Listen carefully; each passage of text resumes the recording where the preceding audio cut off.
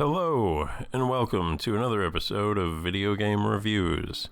Today we're going to be talking about Road 96 for the Nintendo Switch. This game is going to draw immediate comparisons to Firewatch. First of all, because the visual style is very similar.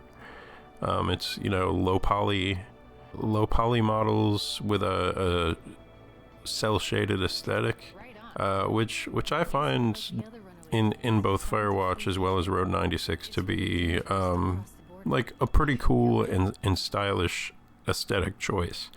So, I'm generally in favor of that. The other similarity is that they both could be loosely described as walking simulators, although I do favor Road 96 over Firewatch, and I'm gonna spend pretty much most of the rest of this video explaining to you why that is, and then you can decide if it sounds like you would agree and you want to check this game out, or if it sounds like you would not agree and then obviously it would be a pass for you.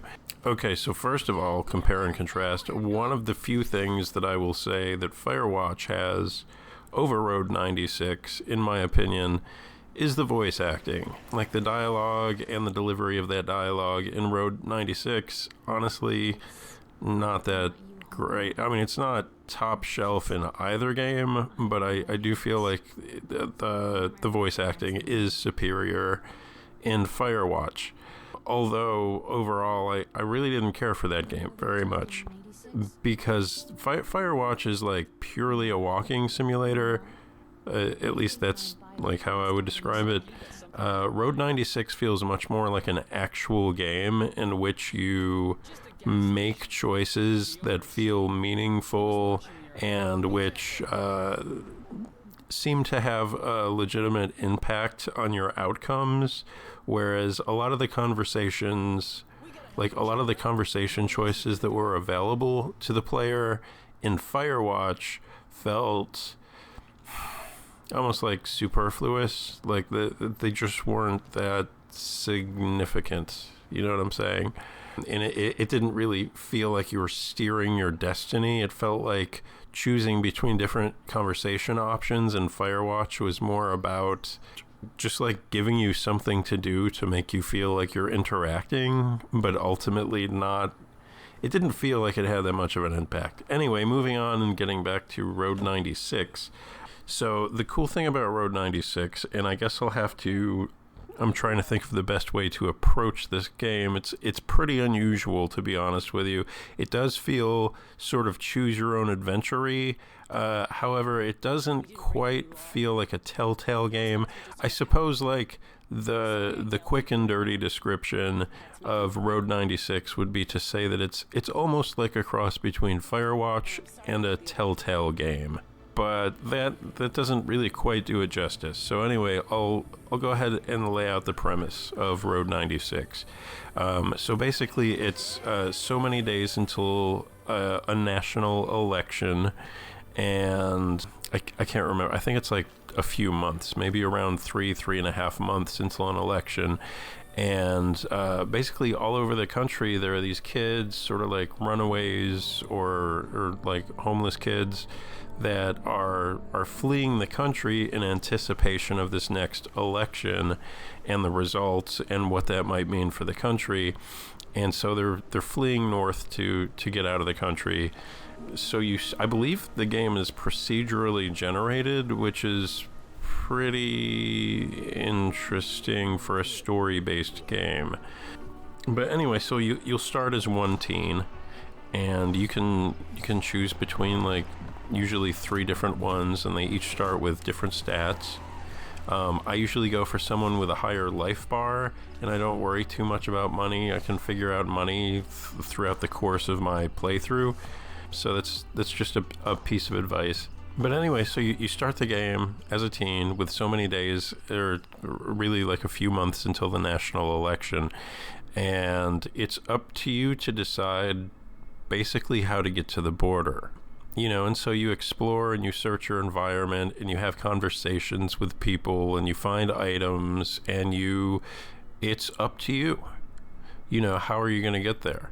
And what are you going to focus on too? Even that is like, what is your goal is also like kind of up to you. Like, you can decide to just get out of the country, or you can decide to have as much of an impact on swaying the election as you can by having conversations with people about politics if you want to do that, or you can just like avoid them and just focus on staying alive and getting to the border, which honestly is more how I've played the game so far.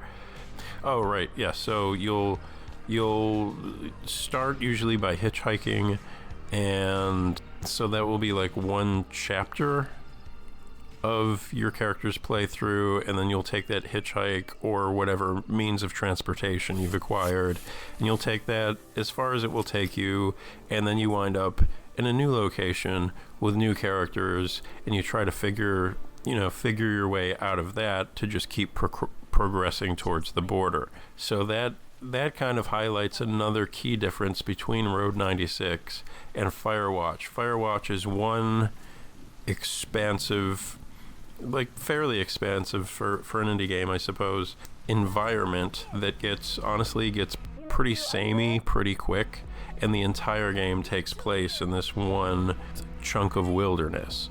Whereas with Road 96, it's very punchy. It's very bam, bam, bam. Now we're doing this. Now we're here. Now we're talking to these people. Now we're going there.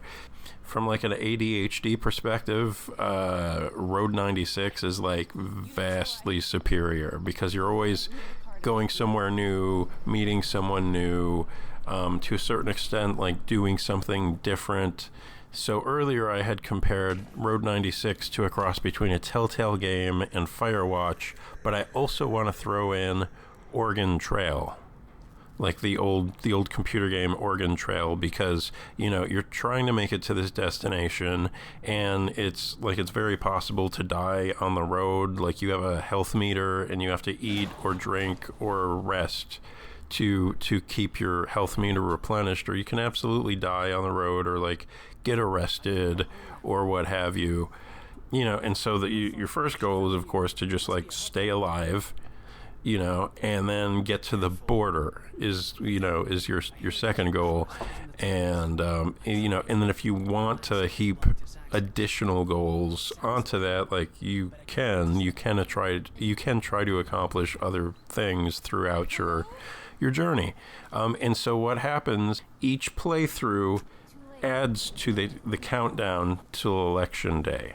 So whether you die and game over, or get arrested and game over, or if you successfully cross the northern border, however much time it took you to do that is like, basically detracts from the countdown until the election. And then you start the game over again, but you start as a different teen who's trying to do the same thing, who's also trying to cross the northern border. And so your new playthrough basically takes place immediately after your previous playthrough, but just through someone else's eyes, starting usually from like another area of your fictional country that you're trying to escape, but ultimately trying to make your way to the same point along the northern border. And your new playthrough, like most of the time, throughout news feeds that you'll see or conversations that you have, there are references to decisions you made in previous playthroughs.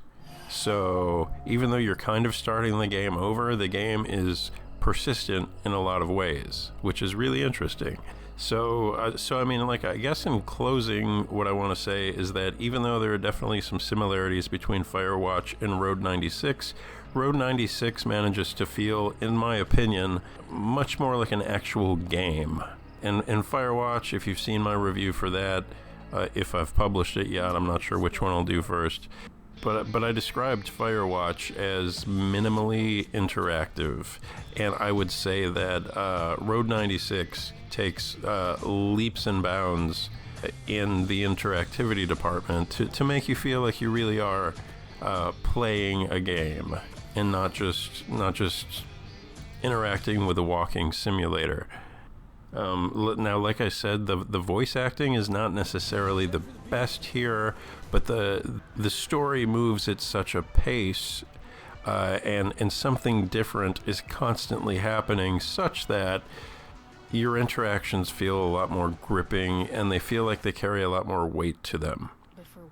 Oh, so anyways, Road 96 does have a free demo.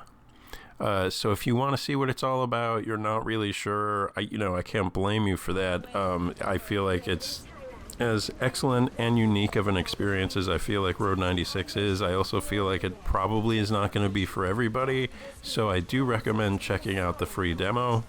And let's see, I got the game on sale. I want to say that the regular price is $20, and I paid $15 for it, I think.